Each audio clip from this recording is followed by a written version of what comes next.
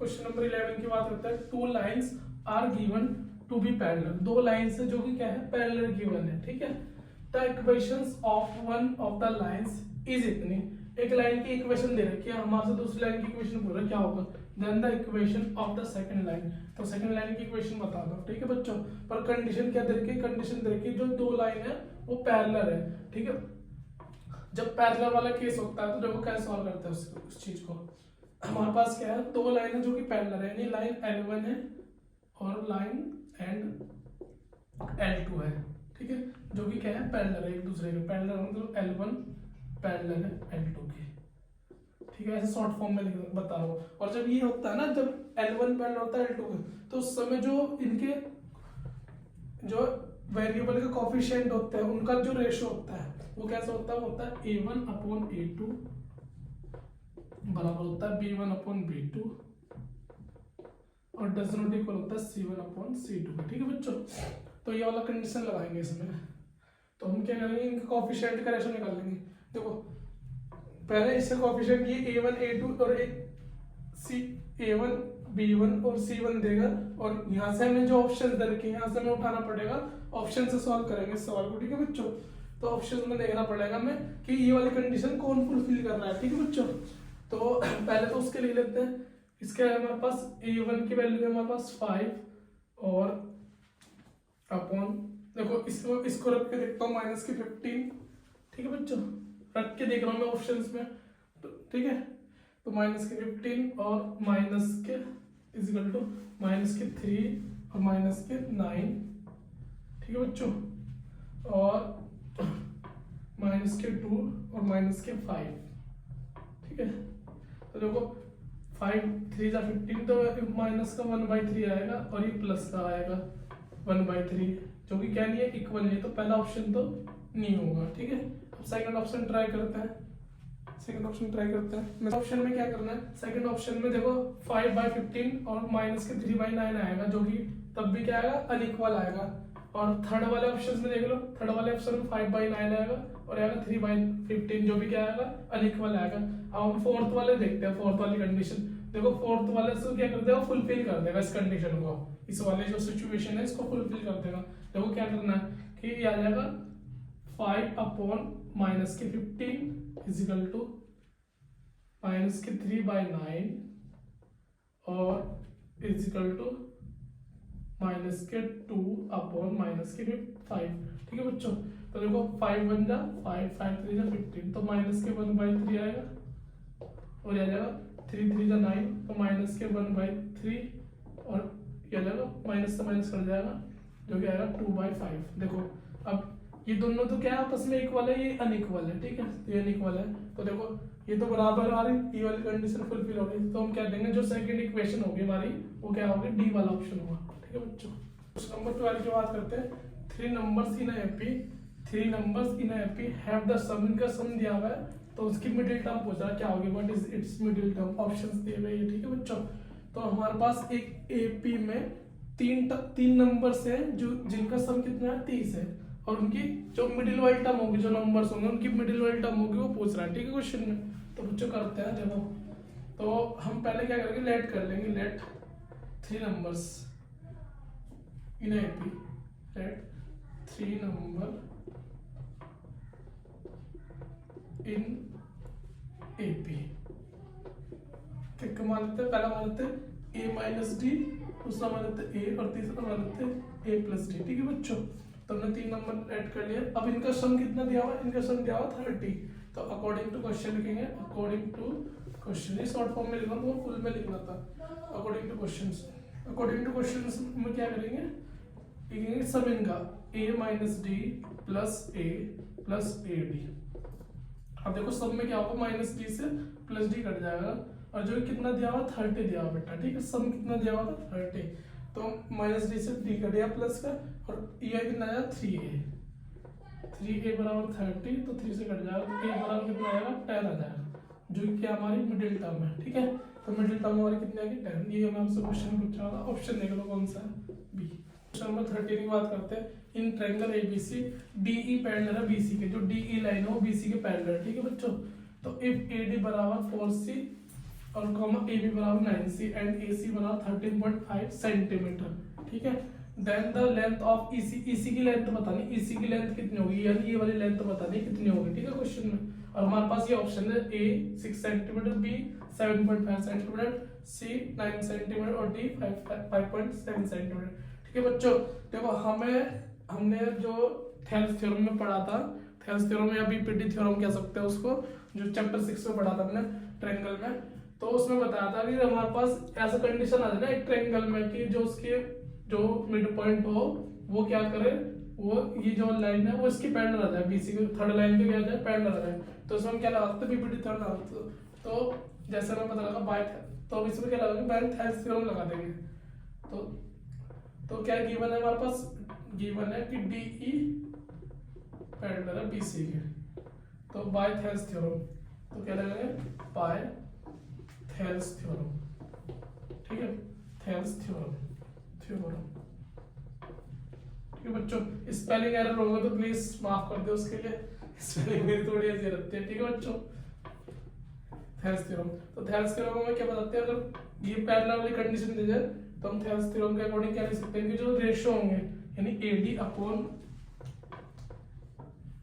DB बराबर होगा एई upon EC के। ठीक है बच्चों, ईसी के, तो थेल्स थ्योरम लगा देंगे।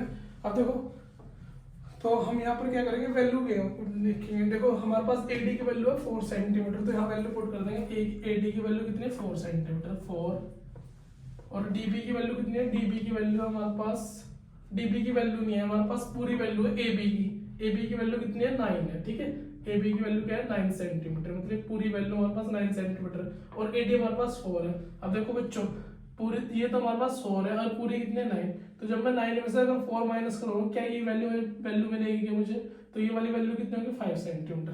ठीक है बच्चों, तो 9 में से 4 जाएगा तो 5 बचेंगे, तो हमारे पास ये वाली वैल्यू कितनी आएगी 5। ठीक है, अब ए की वैल्यू में पता नहीं है ना, ए की वैल्यू पता नहीं है, बट ए सी की वैल्यू गिवन है 13.5 सेंटीमीटर, यानी पूरी की वैल्यू गिवन है हमारे पास 13.5 सेंटीमीटर। ठीक है, तो हम क्या कर लेते हैं, हम ए की वैल्यू लेट कर लेते हैं। ठीक है, ए की वैल्यू लेट करके लिख लेना कि ए की वैल्यू है x।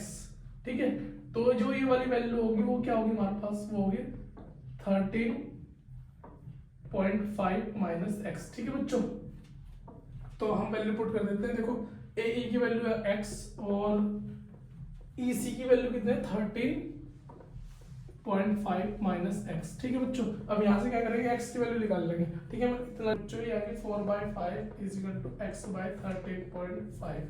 ठीक है, माइनस x, तो हम क्या करेंगे, इसके क्रॉस मल्टीप्लाई करेंगे, इसकी इधर, तो आ जाएगा हमारे पास 5x इज इक्वल टू, इसकी जब इसमें मल्टीप्लाई करेंगे पूरे ब्रैकेट में मल्टीप्लाई करनी पड़ेगी, पहले इसमें फिर इसमें। ठीक है, तो जब 4 के इसमें मल्टीप्लाई करेंगे तो आ जाएगा 54.0 माइनस इसमें करेंगे तो आ जाएगा 4x। ठीक है, अब इस 4x को इधर लेके आएंगे तो आ जाएगा 4x में जब 5x जोड़ेंगे तो 9x आएगा, 9x बराबर आएगा 54.0, पॉइंट रहेगा नीचे आएगा 10 और 0 से 0 कट जाएगा 54 रहेगा, और 9 6 होता है 54, तो x बराबर 6 आ जाएगा। ठीक है बच्चों, पर हमें क्या चाहिए, हमें EC की वैल्यू पूछी है, क्वेश्चन में क्या बोल रहा है, द लेंथ ऑफ EC की लेंथ बता दो क्या होगी।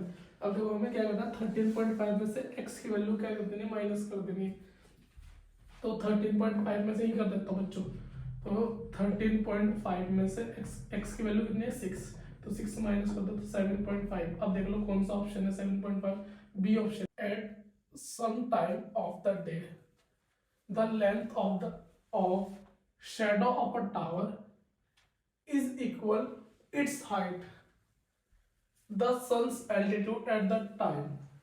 बच्चों क्वेश्चन नंबर 14 में देखो क्या बोल रहा है, क्वेश्चन नंबर 14 में बोल रहा है कि एक दिन कुछ समय के लिए the length of a shadow, जो शैडो की लेंथ है और किसकी, टावर की जो लेंथ है, जो शैडो है वो इक्वल है उसकी हाइट के। ठीक है बच्चों, तो हमें क्या बताना, हमें बताना the sun's altitude at the time is, तो उस समय जो सन्स का जो एल्टीट्यूड बना रहा हो वो कितना डिग्री का बना रहा है, कितना एंगल का बना रहा है वो बताना। ठीक है बच्चों, तो देखो ऑप्शन है हमारे पास 30 डिग्री, 45 डिग्री, 60 डिग्री या 90 डिग्री, तुम्हें ये बताना है। ठीक है बच्चों, तो देखो हम क्या करते हैं, इसका डायग्राम बनाते हैं।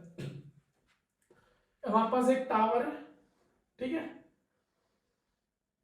लेट्स सपोज जो टावर की लेंथ है वो एक्स है। ठीक है बच्चों, टावर की लेंथ क्या है, एक्स, या लेंथ कह लो या हाइट कह लो, ठीक है।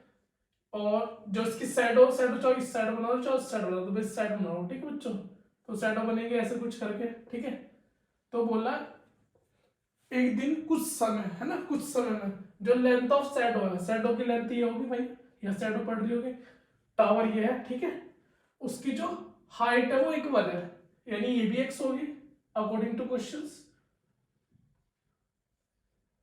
तो हमें बताना है कि सन द्वारा, जो सन है उसके द्वारा एल्टीट्यूड कितना है, उस समय कितना होगा। ठीक है बच्चों, तो मतलब एंगल ऑफ एलिवेशन बताना है हमें, ये बताना है। ठीक है बच्चों, तो ये बताना है, इसको लेट्स सपोज थीटा मान लो। ठीक है, तो हम क्या करेंगे, देखो हमारे पास ये साइड है, ये साइड है, तो हम क्या लगाएंगे, थीटा निकालने के लिए tan लगाएंगे। ठीक है, तो इस ट्रायंगल का नाम दो चाहो A B C. So solution में चल रही बात, तो in triangle A B C. ठीक है बच्चों, तो ए बी सी में बात कर रहे हैं, क्या लगाएंगे, tan थीटा बराबर परपेंडिकुलर अपॉन बेस होता है, परपेंडिकुलर है हमारे पास x और बेस हमारा क्या है, बेस भी x है, तो x को जब x से डिवाइड करें तो 1 आएगा, है ना। तो tan थीटा बराबर 1, और 1 tan में किसकी वैल्यू होती है, 45 की, तो इसकी जगह क्या लिखेंगे, tan 45। ठीक है बच्चों, tan 45 डिग्री। अब tan से tan क्या हो जाएगा, तो थीटा बराबर कितना जाएगा, 45 डिग्री। तो सन्स उस टाइम में कितना डिग्री का एंगल बना रहा होगा, 45 डिग्री का, तो ऑप्शन कौन सा है, बी। ठीक है, इन the given figure AB and AC are the tangent to the circle. If angle ABC is equal to 42 degree, then the measure of angle BAC is, sorry, तो क्या, सॉरी, क्वेश्चन में क्या बोला हुआ, क्वेश्चन नंबर 15 है हमारे पास। Question number 15 में बोला हुआ, इन the given figure AB and AC are the tangent figure, tangent. देखो ये फिगर है, इसमें क्या बोला हुआ, जो AB है और AC है, ये क्या है, टेंजेंट है। क्या है, टेंजेंट। ठीक है बच्चों, ये क्योंकि एक्सटर्नल पॉइंट है A, तो उससे एक सर्कल पर दो लाइन डाल रखी है, जो कि क्या है, टेंजेंट है। क्वेश्चन में डिफाइन किया हुआ है, इफ एंगल ABC ये वाला एंगल 42 डिग्री है, then the measure of angle BAC यानी BAC यानी ये वाला एंगल बताना है कितना डिग्री होगा। ठीक है बच्चों, तो देखो हम क्या करेंगे, हम इसमें एक थ्योरम लगाएंगे, एक्सटर्नल थ्योरम होती है सर्कल की, बाय एक्सटर्नल पॉइंट से जब दो टेंजेंट ड्रॉ करते हैं तो उनकी लेंथ क्या होती है, हमेशा इक्वल होती है। तो AB बराबर होगा AC के बाय थ्योरम। ठीक है बच्चों, बाय थ्योरम, थ्योरम की अगर स्पेलिंग गलत होगी तो भैया कर लेना चाहिए। ठीक है बच्चों, तो AB बराबर है AC के, हमें क्या बताना है, हमें बताना है ये वाला एंगल। तो देखो अब जब ये लाइन ए ट्रायंगल है ABC, तो हम बात करेंगे इन ट्रायंगल ABC में जब दो साइड क्या है, इक्वल है, दो साइड क्या है, इक्वल, तो उस वाले ट्रायंगल को हम क्या बोलते हैं, उस वाले ट्रायंगल को क्या बोलते हैं, आइसोसेलेस ट्रायंगल बोलते हैं। कौन सा ट्रायंगल बोलते हैं बाबू, आइसोसेलेस ट्रायंगल। और आइसोसेलेस ट्रायंगल की प्रॉपर्टी से क्या होता है, अगर उसकी दो साइड इक्वल है तो इस साइड के अपोजिट वाला एंगल और इस साइड के अपोजिट वाला एंगल क्या होगा, बराबर होगा। मतलब अगर ये वाला एंगल 42 है तो ये वाला एंगल भी कितना होगा, 42 होगा। ठीक है बाबू, तो 42, तो लिखेंगे कि बाय आइसोसेलेस, स्पेलिंग देखना भैया जो भी होगी, आइसोसेलेस ट्रायंगल। ठीक है, isosceles triangle property, isosceles triangle property, isosceles triangle property क्या कहते हैं, ये बोलते हैं कि AB बराबर है AC के, जो कि गिवन है। तो AB के अपोजिट कौन सा एंगल है, एंगल C,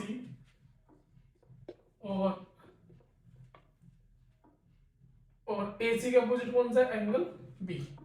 ये आपस में क्या होंगे, बराबर होंगे। ठीक है बच्चों, ये इसकी प्रॉपर्टी के द्वारा लिखा गया। अब एंगल सी, एंगल बी हमारे पास 42 है, तो एंगल सी भी कितना होगा, 42 डिग्री होगा। ठीक है, अब नाउ करके लिखते हैं, now now now angle A plus angle B plus angle C बराबर 180 degree. Interior angle sum property लगा देंगे, angle sum property of interior angle sum property of interior angle. ठीक है बच्चों, angle sum property of interior angle of a triangle. ठीक है बच्चों, तो ए बी सी देखो हमारे पास कौन कौन से एंगल है, हमारे पास बी और सी की वैल्यू गिवन है। बी की वैल्यू कितनी है, बी की वैल्यू 42 प्लस सी की वैल्यू कितनी है 42। हमें एंगल ए की वैल्यू चाहिए, तो ये आ जाएगी 180 के इक्वल। अब ये जाएगा 84, एंगल ए बराबर आ जाएगा 80, 180 माइनस 84। ठीक है, ये प्लस हो जाएगा, इधर जाएगा माइनस, तो इसमें से जब माइनस करेंगे तो कितना आएगा 96। तो एंगल ए कितना जाएगा 96। और एंगल ए को हम क्या रीड कर सकते हैं, रीड आउट कर सकते हैं कि बी ए सी, हमें एंगल ए निकालना है, तो बी ए सी निकालना है। तो कितना है 96, तो कौन सा ऑप्शन है, फर्स्ट ऑप्शन है। ठीक है बच्चों, क्वेश्चन नंबर 16 की बात करते हैं। The fourth vertex D of a parallelogram ABCD whose 3 vertex are given. बच्चों क्या करना है सवाल में, एक पैरेललोग्राम है जिसका नाम क्या है ABCD। ठीक है, उसमें मैं फोर्थ वर्टेक्स से क्या बताना है, कोऑर्डिनेट्स बताना है। ठीक है बच्चों, फोर्थ वर्टेक्स से कोऑर्डिनेट्स क्या होंगे। ठीक है, और इसके में 3 के कोऑर्डिनेट्स दे रखे, 3 वर्टेक्सेस दे रखे हैं। जैसे फर्स्ट के दे रखे A के -2,3, B के दे रखे 6,7 और C के दे रखे 8,3। ठीक है, हमें क्या करना है, D के निकालने हैं। D के जब निकालने तो D के हम क्या कर लेंगे, लेट कर लेंगे। Let coordinates of D, coordinates of D x, y। ठीक है बच्चों, हमने इसके कोऑर्डिनेट्स क्या कर लिया, लेट कर लिए। अब देखो हमें पैरेललोग्राम की एक प्रॉपर्टीज याद है, क्या याद है फिर हम पैरेललोग्राम की प्रॉपर्टीज कि जो उसकी अपोजिट साइड होती है वो इक्विवेलेंट पैरेलल होती है, और जो डायगोनल्स होते हैं उसके वो इक्वली एक दूसरे को क्या करते हैं, बाइसेक्ट करते हैं। डायगोनल्स एक दूसरे को क्या करते हैं बच्चों, बाइसेक्ट करते हैं। ठीक है, तो यानी अगर बाइसेक्ट कर रहे हैं तो ये मिड पॉइंट होगा उस केस में, क्योंकि इक्वली बाइसेक्ट कर रहे हैं तो ये मिड पॉइंट का काम करेगा। मिड पॉइंट थ्योरम भी, मिड पॉइंट भी कहता है मिड पॉइंट फॉर्मूला, कि जब कोई लाइन है अगर उसमें मिड पे कोई उसे क्या कर रहा है, डिवाइड कर रहा है दो इक्वल पार्ट्स में, यानी ये इसके इक्वल है, तो ये क्या कहलाएगा, मिड पॉइंट कहलाएगा। ठीक है बच्चों, तो यही काम हो रहा है, तो ये मिड पॉइंट होगा। अब ये AC के लिए भी मिड पॉइंट का काम करेगा और DB के लिए भी मिड पॉइंट का काम करेगा। अगर इस पॉइंट का नाम E कंसीडर कर ले तो E जो होगा वो DB का भी मिड पॉइंट होगा और AC का भी मिड पॉइंट होगा। तो हम ऐसे लिख सकते हैं इसको कि मिड पॉइंट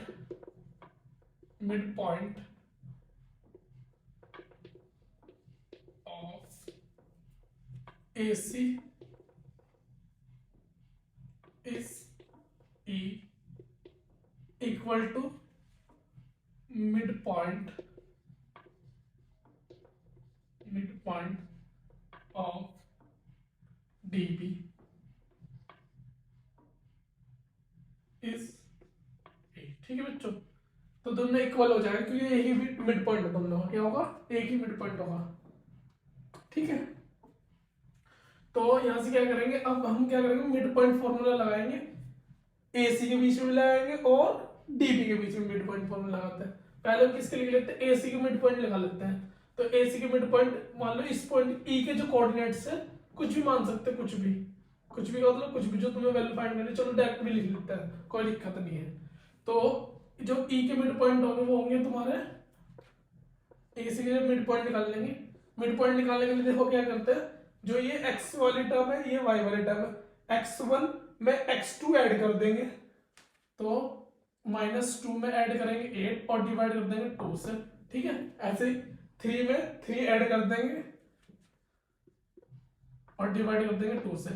ये E के मिड पॉइंट निकल के AC से निकाल दिए।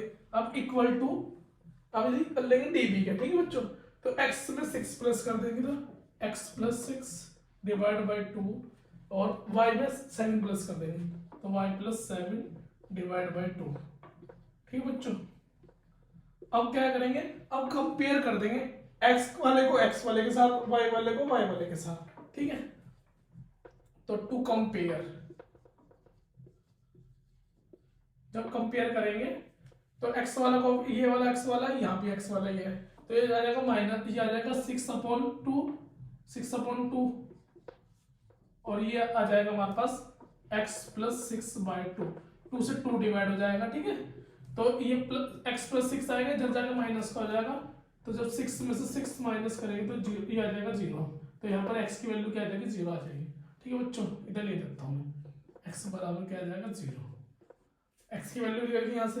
ऐसे इधर के केस में करेंगे y वाले के साथ लेंगे, तो आ जाएगा 3 में 3 जुड़ाएंगे तो 6/2 बराबर y प्लस 7 डिवाइड बाई 2, 2 से 2 उड़ जाएगा, ये इधर जाएगा साइड, तो 6 minus 7 is equal to y, तो माइनस के 1 आ जाएगा यहाँ से, y बराबर क्या आ जाएगा माइनस के 1, ठीक है बच्चों।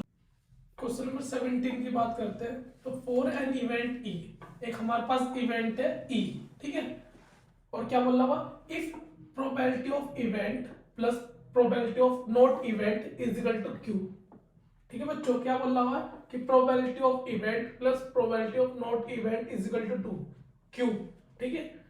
Then the value of Q square minus 4, तो हमें इसकी वैल्यू बतानी, Q square minus 4 is option है हमारे पास -3, 3, 5, -5, ठीक है बच्चों। देखो हमें क्या पता है, हमें ये पता है कि जो probability of event plus probability of not event बराबर होता है 1, यानी क्यू की वैल्यू क्या निकलती है ऐसे डायरेक्टली, क्यू की वैल्यू निकलती है 1 की, ठीक है। क्यू की वैल्यू क्या आ जाएगी 1, हमें ही पता है बच्चों, जब इस चैप्टर को पढ़ाया जाता है तो इसका ये वाला कॉन्सेप्ट भी बताया जाता है, ठीक है बच्चों। प्रोबेबिलिटी से आया हुआ सवाल है। तो क्यू बराबर क्या आ गया 1, सॉरी, तो क्यू बराबर 1 आ गया। अब देखो हम क्यू की जगह क्या रखेंगे, 1 रखेंगे, जिसे हमें फाइंड करना है उसे लिख लेते हैं, तो 9 करके लिख लेना बाबू, ठीक है। क्यू स्क्वायर -4, अब क्यू की जगह क्या रखना है -1 रखना है, और -1 का क्या करेंगे स्क्वायर और -4, ठीक है। तो यह जाएगा -1 का स्क्वायर 1 और यह जाएगा 4, तो इसमें जब इसे माइनस करेंगे प्लस माइनस माइनस होता है तो माइनस का 3 आंसर आएगा। अब देखो माइनस का 3 फर्स्ट ऑप्शन है, ठीक है बच्चों।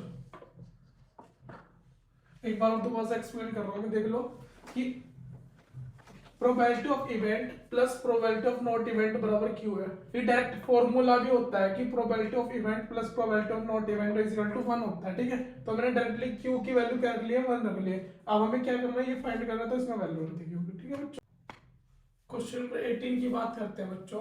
क्वेश्चन नंबर 18 में क्या बोला, in the given figure, figure given है, ये फिगर हमारे पास, Q R is a common tangent, Q R is a common tangent to the two given circles, 2 given circles है, और क्यू आर क्या है, दोनों के लिए कॉमन टेंजेंट है, क्योंकि इसको भी टच करके जा रही है और इसको भी टच करके जा रही है एक पॉइंट पर, ठीक है बाबू।